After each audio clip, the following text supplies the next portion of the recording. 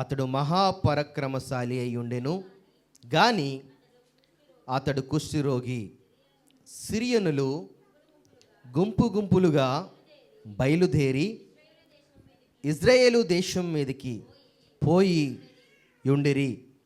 వారచ్చట నుండి ఒక చిన్న దాన్ని చెరగొని తేగా అది నయమాను భార్యకు పరిచారము చేయుచుండెను.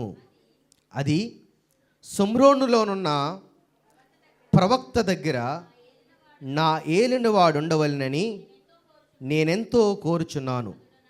అతడు నా ఏలినవానికి కలిగిన కుష్ఠరోగమును బాగు చేయునని. నయమాను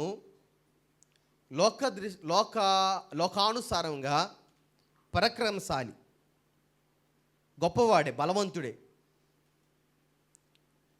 ధనంలో, పలుకుబడిలో, శక్తిలో అన్నిటిలోనూ అతడు గొప్పవాడే. కానీ ఎంత గొప్పవాడైనప్పటికీ కూడా అతడికి ఏమి కలిగి ఉన్నాడు? అతడు కుష్ఠరోగాన్ని కలిగి ఉన్నాడు. సో బైబిల్ యొక్క ఆత్మీయ పాఠము ఏం చెప్తుందంటే, కుష్ఠరోగము పాపానికి సాదృశ్యంగా దేవుని యొక్క వాక్యము సెలవిస్తున్నది. ఈ లోకంలో ఎంత గొప్పవాడైనా, ఎంత ధనవంతుడైనా, ఎంత భాగ్యవంతుడైనా, ఎన్ని పరిస్థితి పరాక్రమశాలి అయినా కూడా హృదయం అనేది పాపంతో నిండిపోతే ఆ పాపం నుండి విడుదల పొందాలి. చుట్టూ ఉన్న ప్రజలకి ఇతడు గొప్పవాడే, చుట్టూ ఉన్న ఆ దేశానికి ఇతడు పరాక్రమశాలే. కానీ ఇతడు కుష్ఠరోగాన్ని కలిగి జీవిస్తున్నాడు, బాధపడుతున్నాడు. అంటే పైకి బాగానే కనిపిస్తున్నాడు, కానీ ఇతడి కుష్ఠున్న సంగతి అతనికి మాత్రమే తెలుసు. ఇతడి కుష్ఠరోగం కలిగి ఉందని తన కుటుంబానికి మాత్రమే తెలుసు. తర్వాత ఈ విషయం ఎవరికి తెలుస్తుందంటే, తన ఇంటిలో పనిచేసే ఒక చిన్న అమ్మాయికి తెలిసింది. మన జీవితం ఏంటో మనకు మాత్రమే తెలుస్తుంది. మన జీవితం ఏంటో మన కుటుంబానికి మాత్రమే తెలుస్తుంది, బయట తెలియదు. బయట మనము మన యొక్క పలుకుబడిని బట్టి, మన యొక్క జ్ఞానాన్ని బట్టి, మన శక్తిని బట్టి, మన పై పరిస్థితిని బట్టి లోకం మనల్ని గుర్తిస్తూ ఉంటుంది. ఇలాంటి స్థితిలో ఉన్నప్పుడు తన ఇంటిలో ఒక చిన్న అమ్మాయి పనిచేస్తుంది. ఆ అమ్మాయి ఇజ్రాయేల్ దేశానికి చెందిన ఆమె. ఈ సిరియా రాజు, ఈ సిరియా సైన్యాధిపతి తన దేశం మీద, ఇజ్రాయేలు మీద దండెత్తినప్పుడు ఈ చిన్న అమ్మాయిని చెరగొని తీసుకొచ్చేశారు. అంటే దొంగతనంగా లేదా బానిసగా ఈ అమ్మాయిని తన ఇంట్లో పని చేయించుకోవడానికి కొరకు ఆ యొక్క సైన్యాధిపతి తీసుకొచ్చేసాడు. ఈ ఇంట్లో పని చేస్తుంది ఈ అమ్మాయి. ఎవరింట్లో? నయమాను యొక్క ఇంట్లో. నయమాను ఇంట్లో పనిచేస్తున్నప్పుడు తాను తన యొక్క యజమానుడి యొక్క పరిస్థితిని గుర్తెరిగింది. యజమానుడికి కుష్ఠరోగం ఉందనే విషయము ఎవరికి అర్థమైంది? ఆ చిన్నదానికి అర్థమైంది. సో చిన్నదానికి అర్థమైనప్పుడు ఆ చిన్నది తన యొక్క యజమానురాలితో ఏమని మాట్లాడుతుందో చూడండి. 3వ వచనం చూసినప్పుడు, అది షోమ్రోనులోనున్న ప్రవక్త దగ్గర నా ఏలినవాడు ఉండవలెనని నేను ఎంతో కోరుచున్నాను. అతడు నా ఏలినవానికి కలిగిన కుష్ఠరోగమును బాగు చేయనని తన యజమానురాలతో అనెను.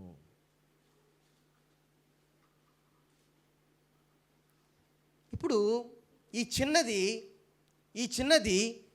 తన యొక్క యజమానుడి యొక్క సమస్యను గుర్తెరిగింది, తన పరిస్థితిని గుర్తెరిగి మా దేశంలో ఒక ప్రవక్త ఉన్నాడు, ఆ ప్రవక్త వలన నీకున్న కుష్ఠరోగము నయమైపోతుంది, కనుక నేను నిన్ను నేను నిన్ను బాగుపడాలని కోరుకుంటున్నాను కనుక నీవు అక్కడ ఉండాలని, ఆ వ్యక్తిని కలుసుకోవాలని నేను ఆరాటపడుతున్నాను. సో ఇక్కడ దేవుని యొక్క వాక్య లేఖనాన్ని మనం జ్ఞాపకం చేసుకున్నప్పుడు, మనిషి యొక్క స్థానం ఎంత పెద్దదైనా సరే, శక్తి సంపదలు ఎంత పెద్దవైనా సరే, మనకున్న పరిస్థితి, మనకున్న ఆ యొక్క ఆధ్యాత్మికమైన ఆ యొక్క బానిస బ్రతుకును విడిపించలేవు.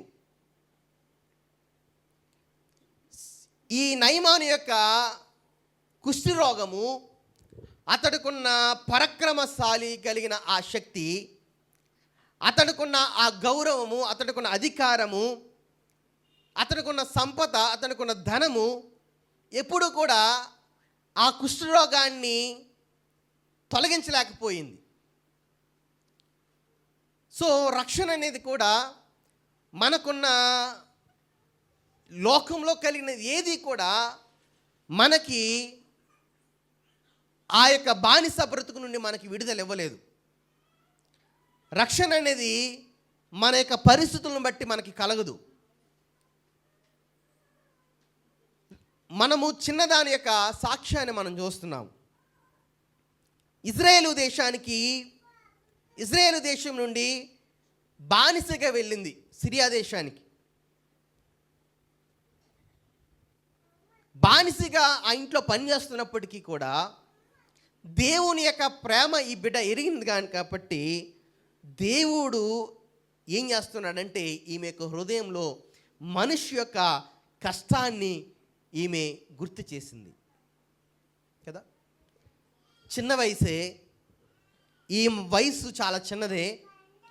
ఈమెను తన యొక్క తల్లిదండ్రుల దగ్గర నుండి ఈమెను చెరగొని తీసుకువెళ్ళారు.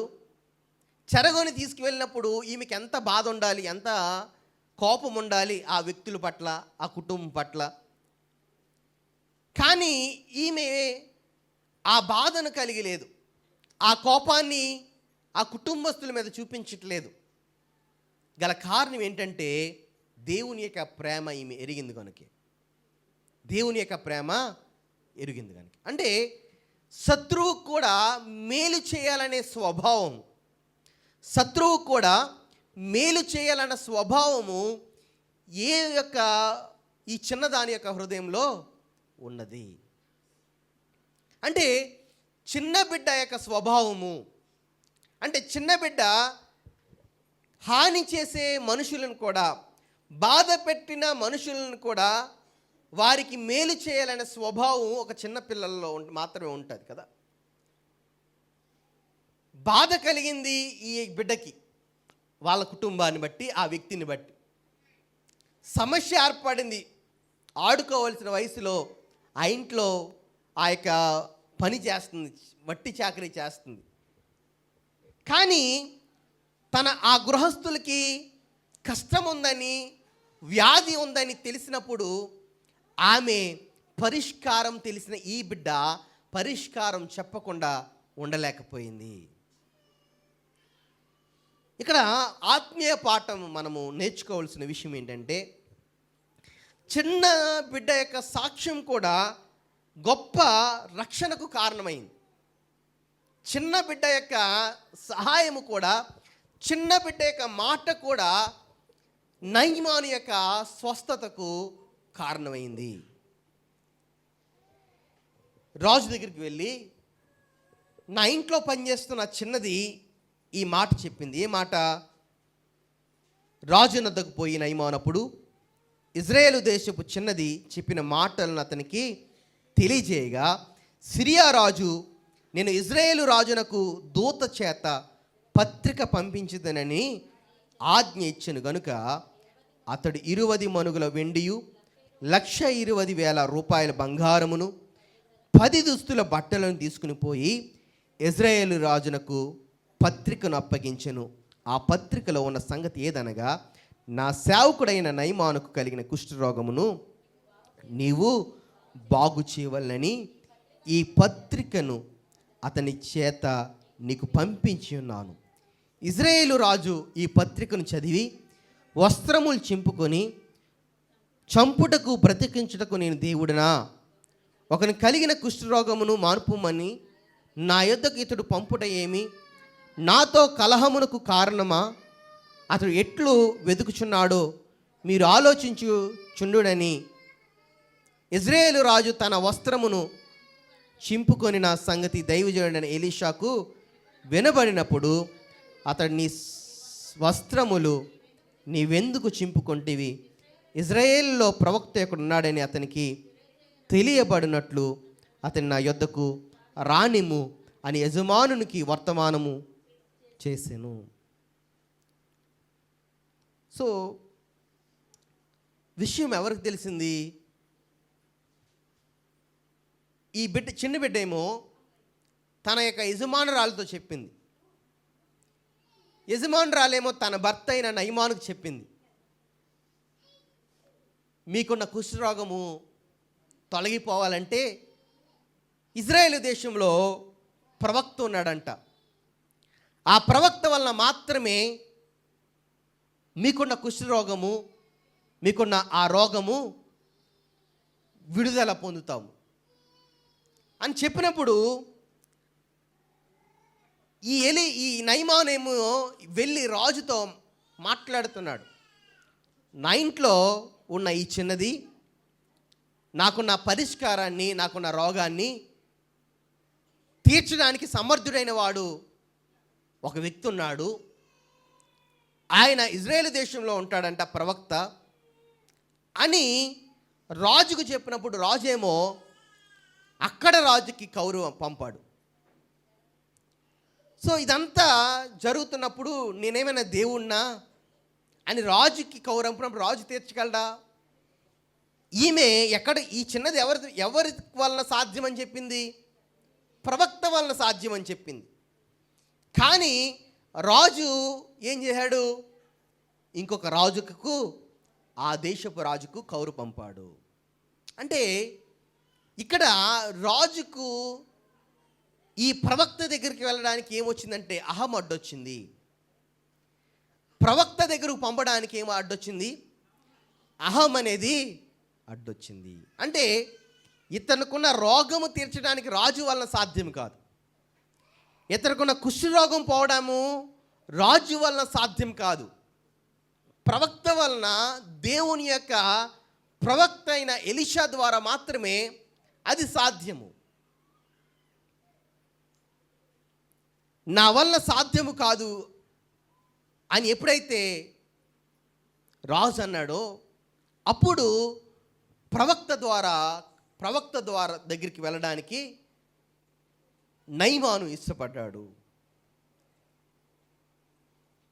ఇక్కడ జ్ఞాపకం చేసుకోవాల్సిన విషయం ఏంటంటే, నయమాను ఎలీషా దగ్గరికి వెళ్ళినప్పుడు ఎలీషా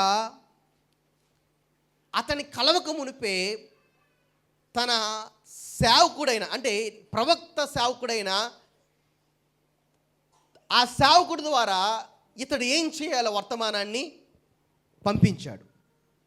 10వ వచనం మనం చూసినప్పుడు, ఎలీషా, నీవు యొర్దాను నదికి పోయి 7 మార్లు స్నానం చేయము, నీ ఒళ్ళు మరలా బాగై నీవు శుద్ధుడు వగదు అని అతనితో చెప్పుటకు ఒక దూతను పంపెను. అందుకు నయమాను కోపం తెచ్చుకుని తిరిగిపోయి ఇట్లనెను, అతడు నా యొద్దకు వచ్చి నిలిచి తన దేవుడైన యెహోవా నామమును బట్టి తన చెయ్యి రోగముగా ఉన్న స్థలం మీద ఆడించి కుష్ఠరోగమును మాన్పుమని నేను అనుకుంటుని, దమస్కు నదులైన అబనాయను, ఫర్పారును ఇజ్రాయేలు దేశంలోని నదులన్నిటికంటే శ్రేష్టమైనవి కావా?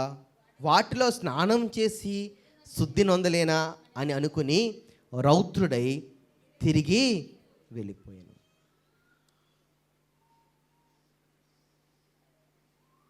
సో ఎలీషా యొక్క ఆజ్ఞ ఏంటంటే, యొర్దాను నదిలో 7 సార్లు మునగమన్నాడు. ఇది సులభమైన మార్గమా, కష్టమైన మార్గమా? సో చాలా ఈజీ కదా, చాలా ఈజీ. సో దేవుని యొక్క కార్యము, దేవుడు చేసే పని సులభమైన మార్గం ద్వారా దేవుడు చూపిస్తూ ఉంటాడు. కానీ మానవుడికేమో ఒక విచిత్రమైన అద్భుతం కావాలని మనిషి యొక్క ఆలోచన కలిగి ఉంటాడు. దేవుడు ఆయన పరిశుద్ధ గ్రంథంలో చేసిన ఏ అద్భుతమైనా సరే చాలా సులభమైన మార్గంలో, చాలా ఈజీ మార్గంలో ఆయన చెప్పాడు.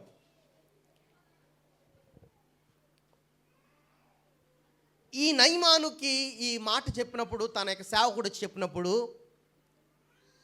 అతడు నన్ను ముట్టి, నన్ను పట్టుకుని, నాకు ప్రార్థన చేసి నాకున్న కుష్ఠరోగాన్ని నయం చేస్తాడని నేను అనుకుంటే, ఆయనేంటి 7 సార్లు మునిగి రమ్మంటాడు యోర్దాను నదిలో.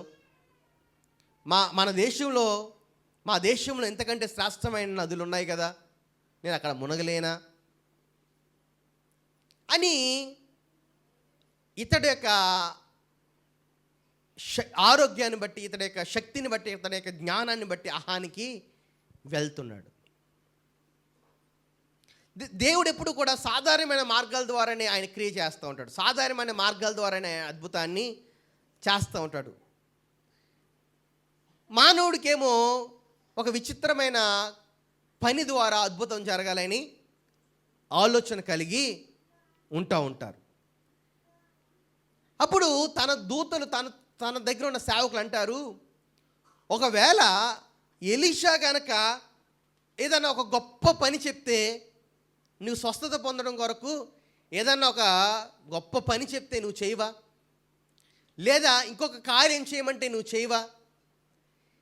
ఆయన ఏమీ నిన్ను కష్టమైన పని చేయమని చెప్పలేదే, చాలా ఈజీ పని చెప్పాడు కదా.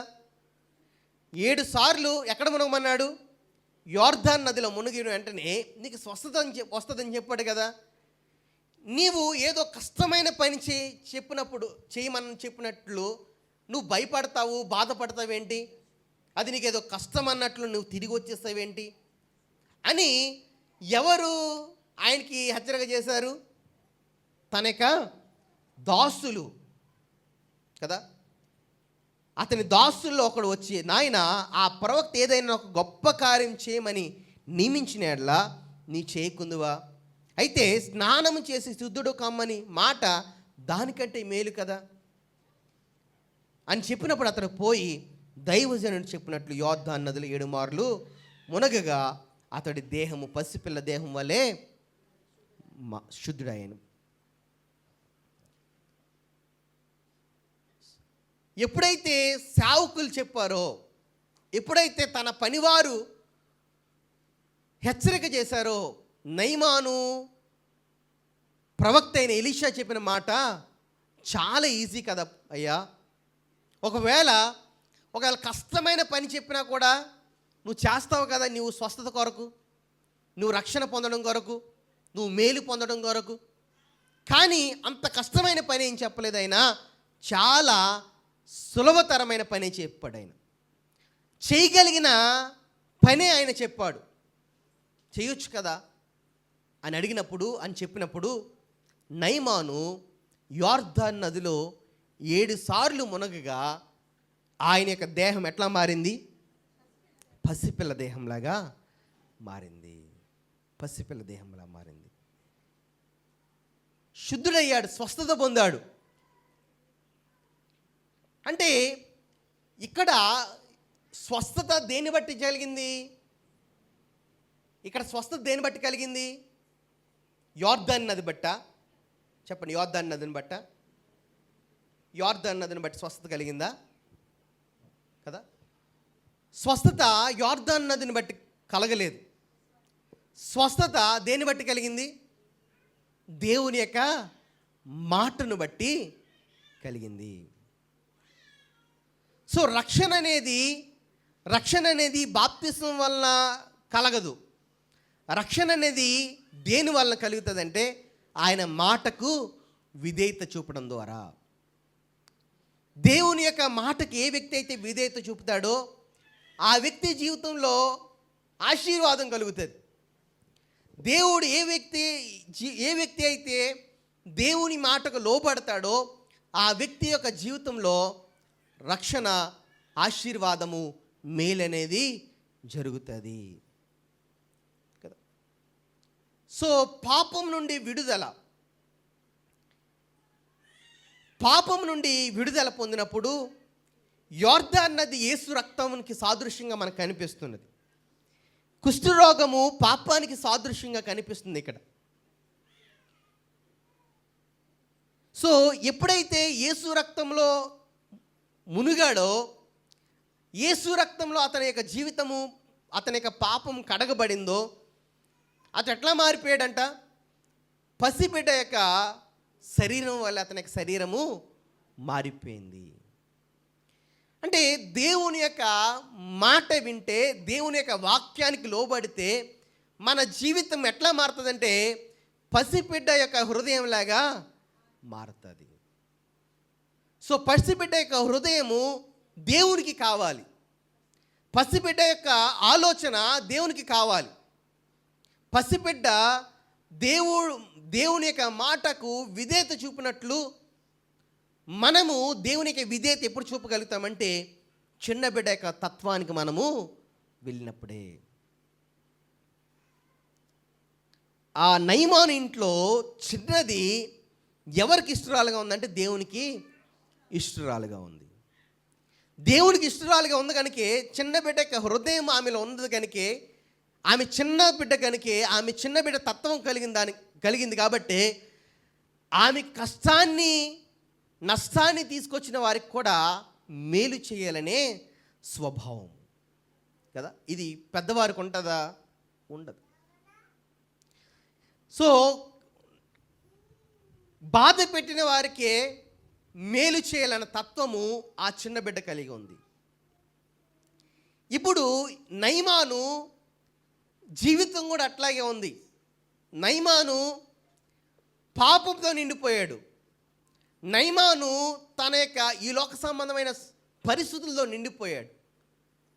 ఎప్పుడైతే దేవుని మాటకు విధేయత చూపించాడో, మొదటిసారి విధేయత చూపించలేదు. దేవుడు చెప్పిన మాట అతనికి వయసు, అతనికున్న పలుకుబడి, అతనికున్న శక్తి అడ్డు వేసింది. కానీ ఎప్పుడైతే మరలా సేవకుల ద్వారా, పనివారి ద్వారా హెచ్చరిక చేయబడ్డాడో అప్పుడు దేవుని యొక్క మాటకు విధేయత చూపించాడు. ఎప్పుడైతే దేవుని యొక్క మాటకు విధేయత చూపించాడో అతనుకున్న ఆ కుష్ఠరోగం అతని నుండి విడిచి వెళ్ళిపోయింది. అక్కడ ఒక అద్భుతమైన మాట ఏంటంటే అతని దేహము పసిబిడ్డ యొక్క దేహం వలె మారిపోయింది. ఇక్కడ ఆత్మీయ పాఠం ఏంటంటే అతని యొక్క హృదయము పసిబిడ్డ యొక్క హృదయం వలె మారిపోయింది. అతని యొక్క ఆలోచన పసిబిడ్డ యొక్క ఆలోచన వలె మారింది. సో ఎప్పుడైతే మనము దేవుని యొక్క మాట వినడానికి ఇష్టపడతామో మన యొక్క తత్వము, మన యొక్క ఆలోచన, మన యొక్క బుద్ధి, మన యొక్క ప్రతీది కూడా ఎట్లా మారాలంటే పసిబిడ్డ యొక్క హృదయంలాగా మారాలి. అందుకే యేసయ్య అంటాడు కదా, ఇలాంటి వారిదే పరలోక రాజ్యం అంటాడు. చిన్న బిడ్డని చూపించి ఇలాంటి వారిదే పరలోక రాజ్యం.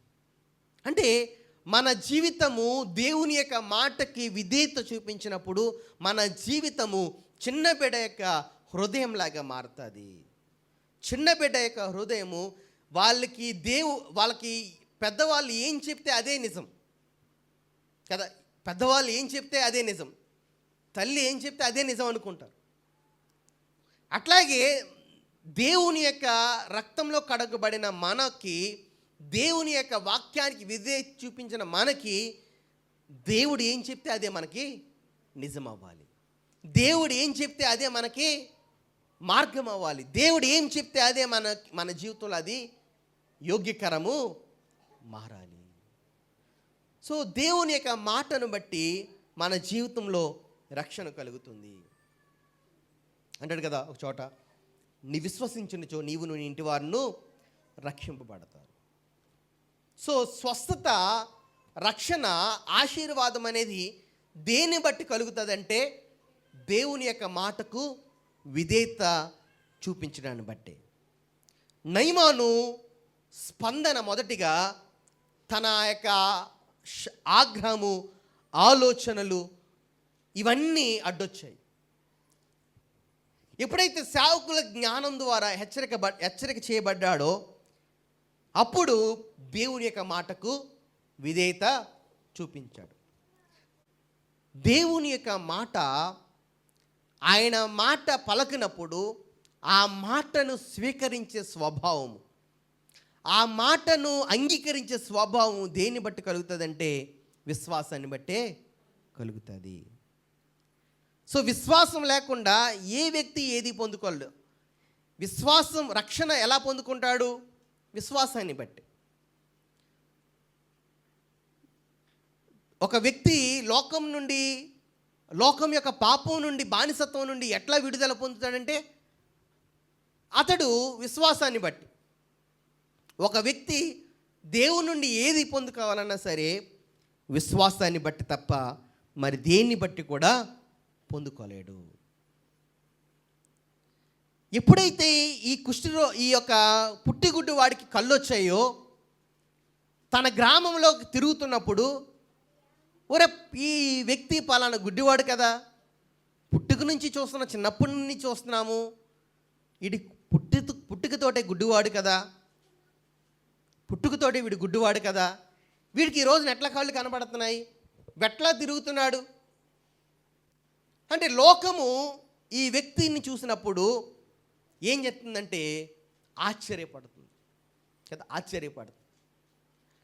అంటే దేవుడు చేసిన క్రియ ఈ లోకంలో జరిగినప్పుడు, రక్షణ అయినా లేదా స్వస్థత అయినా ఇంకొకటైనా మన జీవితంలో జరిగినప్పుడు లోకము మనల్ని చూసి ఏం పొందుతుందంటే ఆశ్చర్యానికి గురవుతుంది.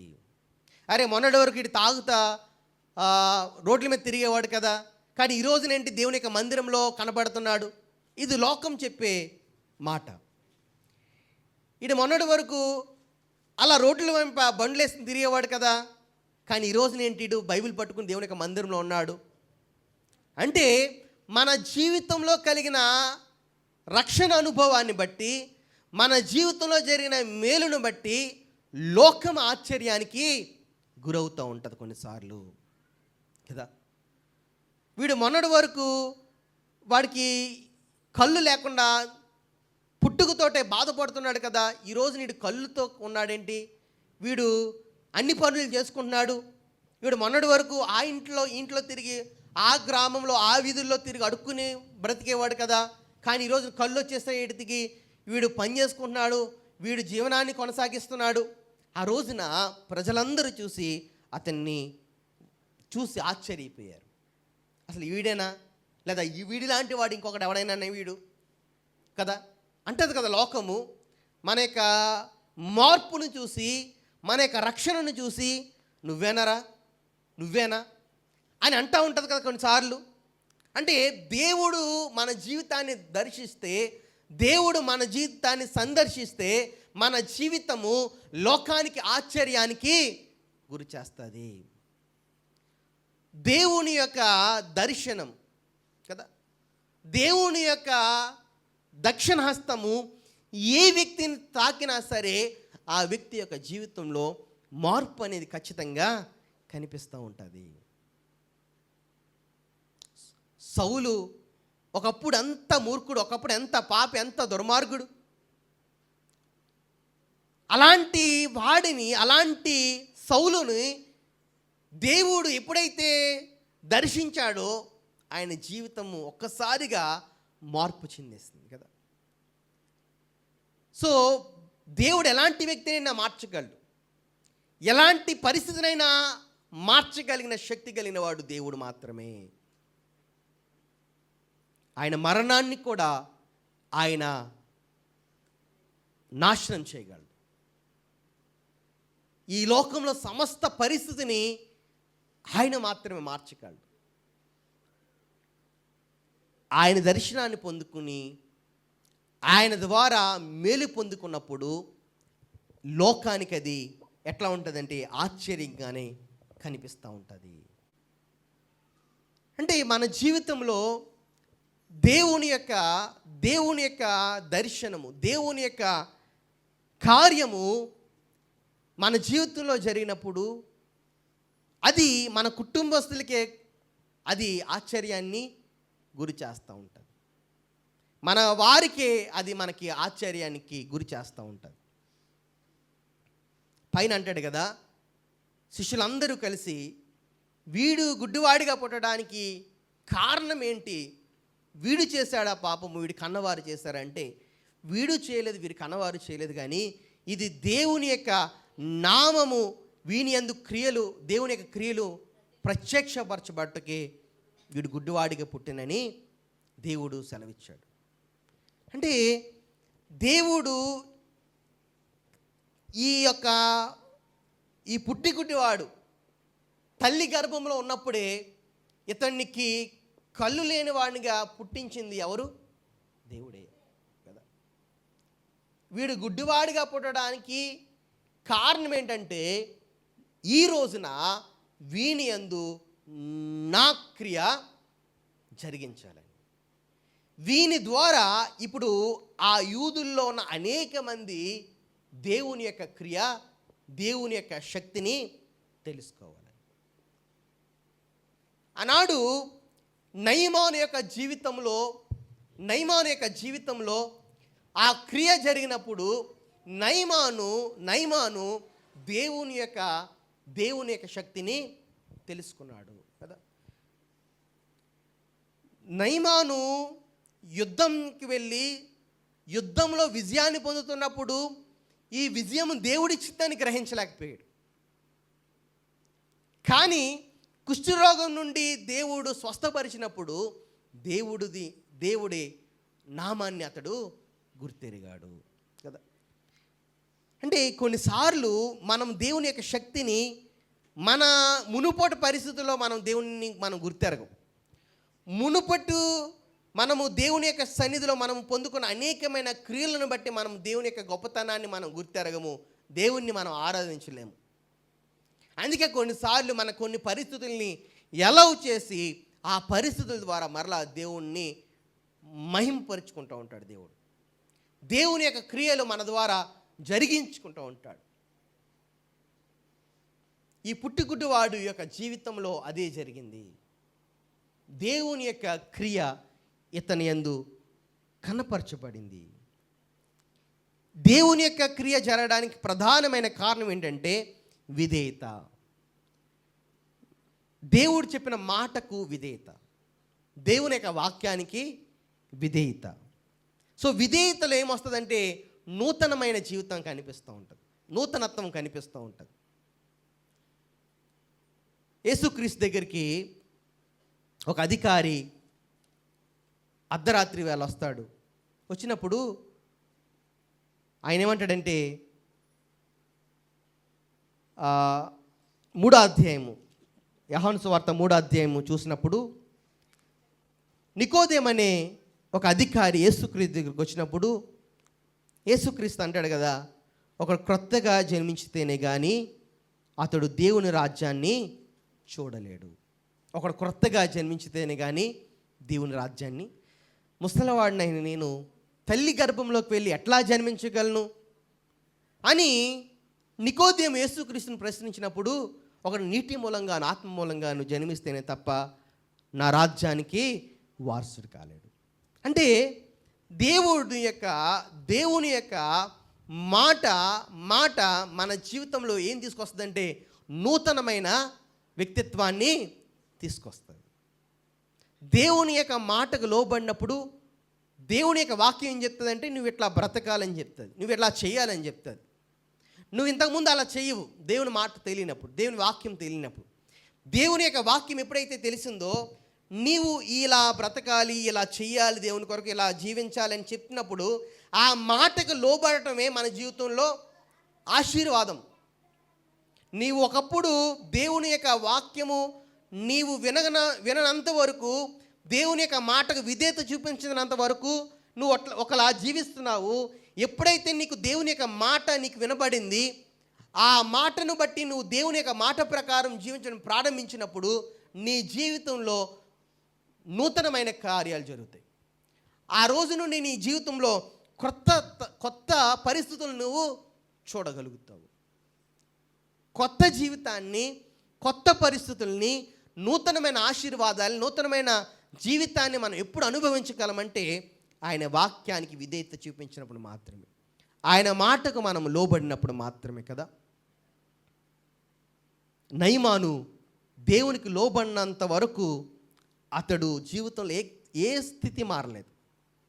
ఎప్పుడైతే దేవుని యొక్క మాటకు లోబడి ఆ యొర్దాను నదిలో 7 సార్లు మునగమన్నప్పుడు ఆ 7 సార్లు మునిగాడో అతడి యొక్క జీవితము మారిపోయింది కదా. చాలాసార్లు నా జీవితం ఎందుకు మారట్లేదు, నేను ఎంత సంపాదించినా ఆ సంపాదనలో నేను ఆశీర్వాదం పొందట్లేదు, నేను ఎంత దేవుని యొక్క మందిరానికి వెళ్ళినా నా జీవితంలో కార్యం జరగట్లేదు, నేను ఎంత ప్రార్థన చేసినా నా ప్రార్థనకు ప్రతిఫలము కలగట్లేదని చాలాసార్లు మన యొక్క ఆలోచన విధానం ఇట్లాగే ఉంటుంది. దేవుడు అంటున్నాడు ఈ రోజున, ఎందుకు నువ్వు ఆ ప్రతిఫలాన్ని చూడట్లేదు అంటే, ఎందుకు నీ యొక్క జీవితంలో కార్యాన్ని నువ్వు చూడట్లేదంటే, నీవు నా మాట వినట్లేదంతే. నయమానుకి మాట వినబడింది దేవుని యొక్క మాట, కానీ ఆ మాటకు తన యొక్క పరిస్థితులు, తన లోకాన్ని బట్టి, తనకున్న ఆ యొక్క అహాన్ని బట్టి దేవుని యొక్క మాటకు విధేయత చూపించలేదు. రెండవసారి తన సేవకుల ద్వారా దేవుడు మరలా మాట్లాడినప్పుడు అప్పుడు దేవుని యొక్క మాటకు విధేయత చూపించాడు కదా. సో దేవుని యొక్క వాక్యము మన జీవితంలో అన్వయించుకున్నప్పుడు, దేవుడు ఏం చెప్తున్నాడో ఆ మాట ప్రకారం మనం చేస్తున్నప్పుడు దానికి తగిన ప్రతిఫలం మన దగ్గరికి వస్తుంది. మనకి ప్రతిఫలం ఇచ్చేవాడు దేవుడు. ఆ ప్రతిఫలం ఎట్లా వస్తుందంటే ఆయన మాటకు విధేయత చూపించడం ద్వారా. విధేయత చూపించడం అంటే ఆయన ఏం చెప్తున్నాడో అది మన జీవితంలో చేయటము. అలా చేయటం ద్వారా మాత్రమే మన జీవితంలో మార్పు వస్తుంది, నూతనత్వం వస్తుంది. ఆ నూతనమైన జీవితంలో నూతన క్రియలు, నూతనమైన పనులు మనము సంపాదించుకుంటాం దేవుని నుండి. దేవుని యొక్క మందిరంలో మనము ఆయన సన్నిధిలో మనం తీర్మానం చేసుకోవాలి. దేవా, నీ మాట వింటాను ప్రభువా, నీ వాక్యం చెప్పినట్లు నేను బ్రతుకుతాను ప్రభువా అని మనం ఎప్పుడైతే తీర్మానం చేసుకుంటామో మన జీవితంలో మూయబడిన ప్రతి ద్వారము దేవుడు తెరుస్తాడు కదా. మనం ఏ పని చేస్తున్నా అపజయాన్ని చూస్తున్నామేమో, ఏ పనిని తలపెట్టినా మనము ప్రతిఫలాన్ని చూడలేకపోతున్నామంటే మనం దేవుని యొక్క సన్నిధిలో ఒక తీర్మానం చేసుకోలేకపోవడాన్ని బట్టి. నువ్వు దేవుని యొక్క సన్నిధిలో ఒక తీర్మానం చేసుకో. దేవా, నేను ఏ పని చేసినా, ఏ కార్యాన్ని తలపెట్టినా అపజయాన్ని చూస్తున్నాను, ఓడిపోతున్నాను, ప్రతిఫలం చూడట్లేదు. ఈ దినాన్ని నేను ఒక పని చేయబోతున్నాను, ఈ దినాన్ని నేను ఒక పని తలపెట్టబోతున్నాను, నేను ఒక దానికోసం ఎదురు చూస్తున్నాను. అయితే నీవు కోరుకున్నది నేను చేస్తాను, నీవు ఆశించినది నేను నా జీవితంలో అలవర్చుకుంటాను. నా మీద ఉన్న ప్రతి శాపాన్ని తొలగించు ప్రభువా, నాకు మూయబడిన ప్రతి ద్వారాన్ని యేసు నామములో తెరుచు ప్రభువా అని నువ్వు దేవుని యొక్క సన్నిధిలో ఒక మొక్కుబడి చెల్లించుకో, ఒక తీర్మానాన్ని చేసుకో. దేవుడు తప్పనిసరిగా నీ జీవితంలో కార్యం చేస్తాడు. దేవుని యొక్క మాట వినకుండా, దేవుని యొక్క సన్నిధిలో మొక్కుబడి చేసుకోకుండా, దేవుని యొక్క సన్నిధిలో ఒక తీర్మానం చేసుకోకుండా మనం ఎంత ప్రయత్నం చేసినా ఆ ప్రయత్నములో మనము విఫలాన్ని చూస్తాం తప్ప సఫలాన్ని, విజయాన్ని ఎంత మాత్రము చూడలేము. ప్రార్థన చేసుకుందాం తరల వంచి. పరిశుద్ధుడు, నమ్మకమైన దేవా, నయమాను జీవితంలో ప్రభువా నీ మాటకు విధేయత చూపించలేదు మొట్టమొదటిసారిగా.